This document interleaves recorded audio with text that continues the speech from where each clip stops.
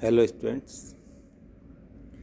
BA first year समाजशास्त्र के विद्यार्थियों के लिए प्रथम प्रश्न पत्र के अंतर्गत आज हम बात करेंगे समाज की अवधारणा एवं विशेषताएं।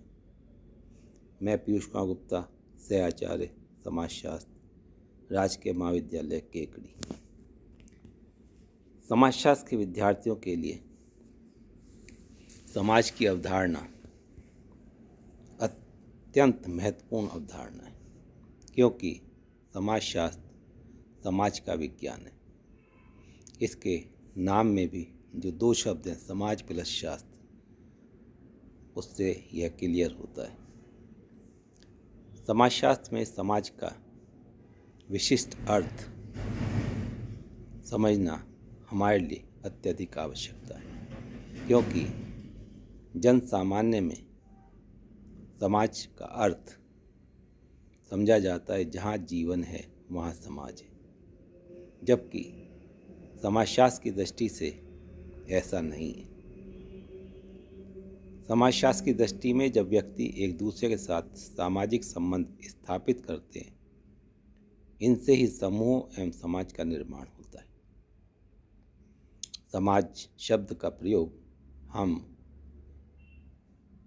साधारण बोलचाल की भाषा में व्यक्तियों के समूह अथवा संकलन के लिए भी करते हैं।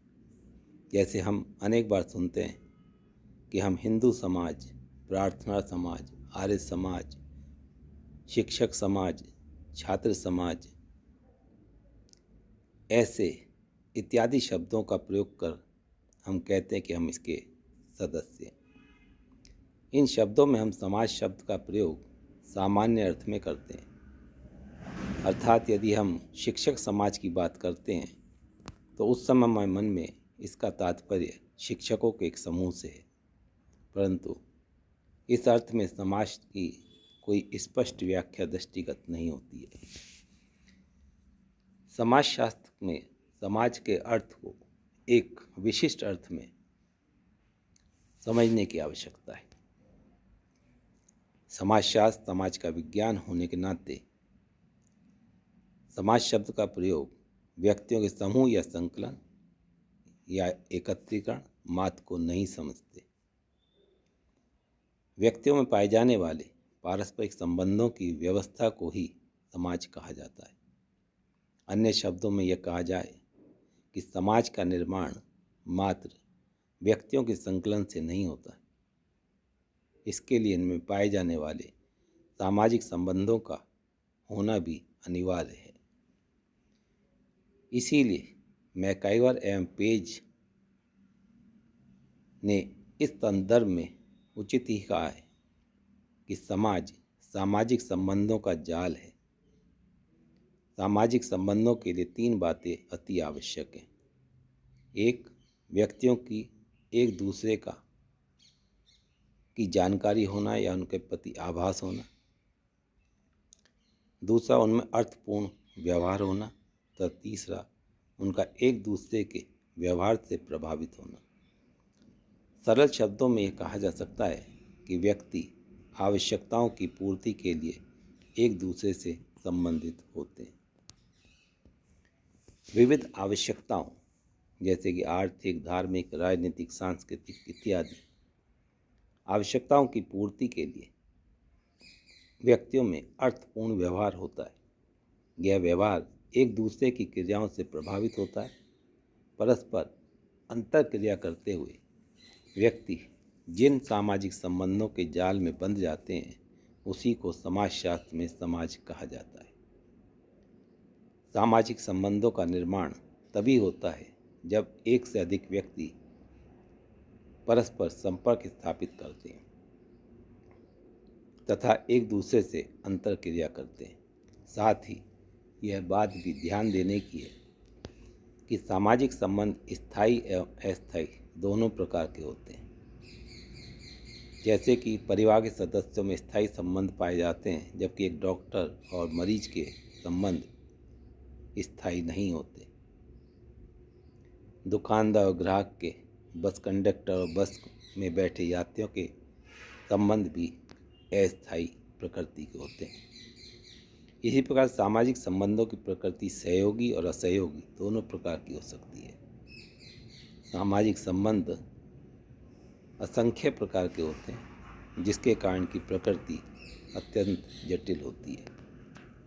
परंतु यहाँ पर यह बात भी ध्यान रखने के योग्य है कि समाज मात्र सामाजिक संबंधों का ढेर मात्र नहीं है। सामाजिक संबंधों के व्यवस्थित ताने बाने को ही हम समाज कहते हैं। किंग्सले डेविस ने इस संदर्भ में कहा भी है कि जब सामाजिक संबंधों की एक व्यवस्था पनपती है तभी हम उसे समाज कहते हैं। अतः समाजशास्त्र में समाज का अर्थ सामाजिक संबंधों का एक सुव्यवस्थित ताना बाना अथवा जाल है। इन सब बातों को अगर हम ध्यान से देखें तो हमें समाज की अवधारणा अत्यंत स्पष्ट रूप में सामने आती है और अधिक स्पष्ट रूप में हम समाज की प्रमुख परिभाषाओं के आधार पर समाज को समझ सकते हैं। टालकोट पार्सन्स के अनुसार समाज को उन मानव संबंधों की पूर्ण जटिलता के रूप में परिभाषित किया जाता है जो साधन साध्य संबंधों के रूप में क्रियाओं के करने से उत्पन्न हुए, चाहे वे यथार्थ हों या प्रतीकात्मक। कहने का तात्पर्य कि संबंध किसी भी रूप में हो सकते हैं। हमें प्रत्येक प्रकार के मानव संबंध का अध्ययन समाज के अंतर्गत करने की आवश्यकता है, क्योंकि प्रत्येक प्रकार के संबंधों से ही समाज रूपी जटिल संरचना का निर्माण होता है। इसी प्रकार मैकाइवर एवं पेज के अनुसार समाज रीतियों, कार्यप्रणालियों, अधिकार व पारस्परिक सहयोग, अनेक समूहों तथा उनके विभागों, मानव व्यवहार पर नियंत्रणों एवं स्वतंत्रताओं की व्यवस्था होती है। इस सदैव परिवर्तित होने वाली जटिल व्यवस्था को ही हम समाज कहते हैं। यह सामाजिक संबंधों का जाल है तथा सदैव परिवर्तित होता रहता है। इस परिभाषा में मैकाइवर एवं पेज ने समाज को सामाजिक संबंधों का जाल कहा है तथा इस कथन से यह स्पष्ट होता है कि समाज अमूर्त होता है। एक अन्य वैज्ञानिक इंकल्स के अनुसार ऐसी सामाजिक व्यवस्था जो संस्थाओं से बड़ी है किंतु समुदायों से भिन्न, फिर भी यह संस्थाओं के साथ ना तो स्वतः उपस्थित रहती है, ना ही प्रत्येक समुदाय से इसका उद्भव होता है। यह सबसे बड़ी इकाई है जिसका संबंध समाजशास्त्र से है तथा इसे ही हम समाजशास्त्र में समाज कहते हैं। लेपियर नामक वैज्ञानिक के अनुसार समाज मनुष्यों के एक समूह का नाम नहीं बल्कि जटिल अंतःक्रियाओं का प्रतिमान है जो मनुष्यों के बीच उत्पन्न होता है। उपयुक्त परिभाषाओं के आधार पर अगर हम देखें तो समाज को मूर्त और अमूर्त दोनों रूपों में परिभाषित किया गया है। तथापि समाजशास्त्रीय रूप में या समाजशास्त्रीय अर्थों में सामाजिक संबंधों की एक व्यवस्था जाल अथवा ताना बाना मानते हुए समाज को अमूर्त माना गया है, क्योंकि सामाजिक संबंधों की प्रकृति अमूर्त होती है। यदि समाज को व्यक्तियों के मूर्त समूह के रूप में परिभाषित किया जाता है तो समाजशास्त्रीय दृष्टि में इसे समाज न कहकर एक समाज कहा जाता है, जिसके संबंध में हम बाद में डिस्कस करेंगे। अब बात करते हैं हम समाज की प्रकृति या विशेषताओं के बारे में। समाज सामाजिक संबंधों की व्यवस्था है। बिना सामाजिक संबंधों के समाज की कल्पना नहीं की जा सकती। समाज के सभी सदस्य निश्चित सामाजिक संबंधों के जाल अथवा व्यवस्था द्वारा एक दूसरे से बंधे रहते हैं। यह संबंध अव्यवस्थित, मनमाने तथा पूर्ण रूप से स्वतंत्र नहीं होते हैं, अपितु इनकी स्थापना समाज में पाए जाने वाले सांस्कृतिक आदर्शों एवं मूल्यों के अनुरूप होती है। समाज के सदस्य इन संबंधों की स्थापना अपनी मानसिक संतुष्टि, सामान्य हितों की पूर्ति, पारस्परिक निर्भरता तथा सामाजिक दायित्वों के निर्वाह हेतु करते हैं। विभिन्न क्षेत्रों में स्थापित इन्हीं संबंधों द्वारा सदस्यों के व्यक्तित्व का विकास भी होता है। सदस्यों में पाए जाने वाले व्यापक संबंधों के एक निश्चित ढांचे अथवा व्यवस्था को ही हम समाज कहते हैं। यहाँ हम इस बात को अच्छी तरह से जान लें कि समाज एक निश्चित ढंग से सामाजिक संबंधों की व्यवस्था है।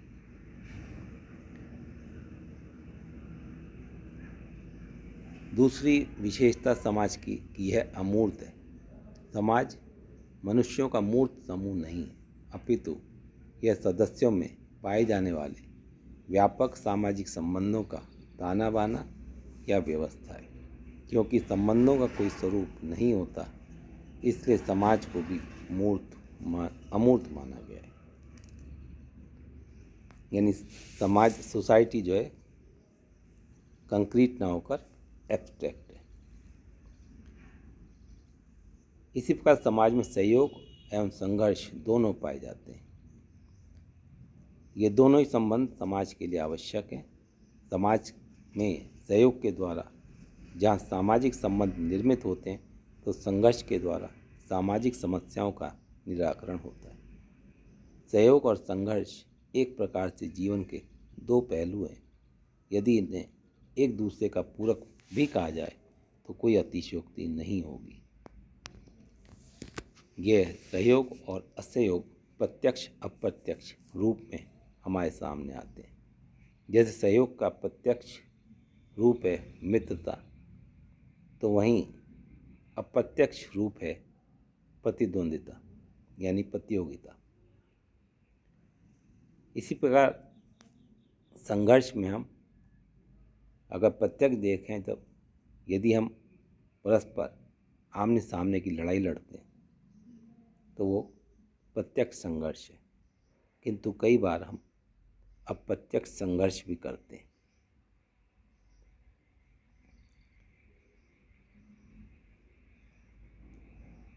अन्य विशेषताओं में समाज में समानता और विभिन्नता दोनों पाई जाती है। बाह्य दृष्टिकोण से दोनों परस्पर विरोधी प्रतीत होते हैं, पर वास्तविकता में एक दूसरे के पूरक हैं। इन्हीं के द्वारा समाज को स्थायित्व एवं निरंतरता प्राप्त होती है। समानता के कारण संस्थाओं का जन्म होता है, तो विभिन्नता के कारण संस्थाओं में परिवर्तन तथा कार्यों में सुधार होता है। समाज में संबंधों की उत्पत्ति के लिए पारस्परिक चेतना एवं समानता का होना अत्यंत आवश्यक है।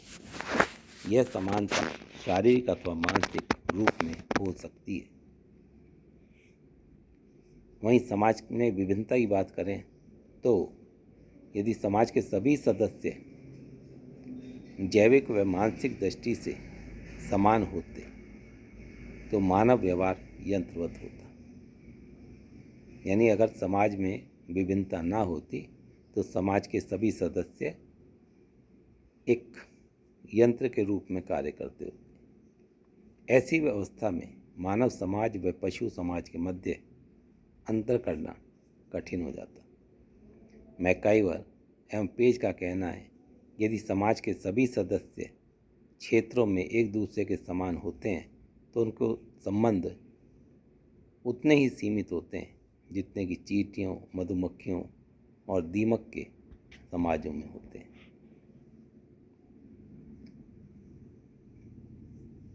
मनुष्य के अनेक सामाजिक उद्देश्य हैं, जैसे शरीर रक्षा, भोजन प्राप्त करना, सांस्कृतिक एवं सामाजिक कार्य आदि। इन लक्ष्यों या उद्देश्यों को प्राप्त करने के लिए भिन्न भिन्न तरीके या साधन हैं। समाज में इसी कारण व्यक्तियों के विभिन्न पद एवं भूमिकाएं होती हैं। समाज में अनेक भिन्नताएं, जैसे पेशे से में भिन्नता, व्यापार में भिन्नता, कार्यों में भिन्नता आदि पाई जाती है। योग्यता में भिन्नता के कारण ही समाज में व्यक्तियों को उच्च एवं निम्न स्थान प्रदान किए जाते हैं। ऐसे समाज की कल्पना भी करना कठिन है जहाँ सिर्फ पुरुष ही पुरुष या स्त्रियाँ स्त्रियाँ। कहने का तात्पर्य समाज में समानता और विभिन्नता दोनों ही जरूरी हैं, किंतु असमानता समानता के अधीन मानी गई है। एक और अन्य विशेषता समाज का आधार अन्योन्याश्रितता है, अर्थात इंटरडिपेंडेंसी। मनुष्यों की अनेक आवश्यकताएं जैसे जैविक, सामाजिक, राजनीतिक, आर्थिक आदि, लेकिन किसी व्यक्ति के लिए संभव नहीं है कि वह इन आवश्यकताओं को अपने आप या बिना किसी की सहायता के पूरा कर ले। इन आवश्यकताओं की पूर्ति के लिए उसे दूसरों पर आश्रित रहना पड़ता है। मनुष्य की एक प्रमुख आवश्यकता यौन प्राप्ति है। इसके लिए स्त्री पुरुष परस्पर निर्भर रहते हैं। बाल्यावस्था में जहाँ बच्चा अपने पालन पोषण के लिए, शिक्षण के लिए परिवार के सदस्यों पर निर्भर करता है, विशेषकर माता पिता पर, वहीं माता पिता के वृद्ध होने पर वे संतान पर निर्भर हो जाते हैं। दुर्खीम के अनुसार आधुनिक समाजों में श्रम विभाजन के कारण भी एक दूसरे पर आश्रितता बढ़ती जा रही है। इसी प्रकार एक अन्य विशेषता, समाज केवल मनुष्यों तक ही सीमित नहीं है। पारस्परिक संबंधों से ही समाज का जन्म होता है। इन संबंधों की स्थापना के लिए पारस्परिक जागरूकता का होना अति आवश्यक है। सभी जीवधारियों में यद्यपि जागरूकता पाई जाती है, भले ही वो ज़्यादा हो या कम। इसलिए जीवधारियों में, वे चाहे पशु हों या कीट पतंग, सभी समाजों में पाया जाता है। मधुमक्खियों, चींटियों, दीमकों में भी समाज पाया जाता है, किंतु उनमें जो श्रम विभाजन है या सामाजिक संबंधों की संरचना है वो बहुत सीमित प्रकार की है। यद्यपि उनमें भी सामाजिक व्यवस्था है।